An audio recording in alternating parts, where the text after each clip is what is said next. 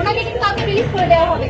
আরে আমাদের মিষ্টি মেয়েটা নাকি আজকাল এত ওষুধ খাওয়ালে একদম দুষ্টুমি হচ্ছে না, তাই তো ডাক্তার বাবু তোমার জন্য একটা চকলেট এনেছে। কিন্তু এখন না, আগে ওষুধ খাবারটা শেষ হবে তারপর। আপনি একদম চিন্তা করবেন না, আপনার মেয়ে খুব তাড়াতাড়ি সুস্থ হয়ে যাবে। মাসিমা, কি হচ্ছে এটা কি বলুন তো? কতবার বলেছি আপনার রক্তে হাই সুগার, আপনি আদা মিষ্টি খাওয়ার জন্য যদি করছেন তো সুস্থ থাকতে হবে তো, তাই না? সিস্টার, এবারে রিপোর্টটা নিয়ে আসো তো। একদম ঠিক আছে, আপনি কালকে রিলিজ পেয়ে যাবেন। কেমন? আবার আমার কি চিন্তা ধাবা নেবে না, আবার সেই রাতটা ডিউটি, আবার সেই নরকীয় যন্ত্রণা। আমার আমি আর পারছি না,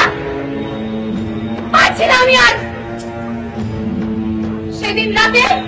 সেদিন রাতে শুরু হয়েছিল আমার উপরে এক নৃশংস অত্যাচার। জানোয়ারের মতো ঘুরে ঘুরে ধরেছে ওরা আমার। আমি চিৎকার করেছি, আমি পারিনি। ওরা চারিদিক থেকে আমার এমন ভাবে টেনে ছেড়ার চেষ্টা করেছে যেন আমার ছিঁড়ে দ্বিখণ্ডিত করে দিতে পারে।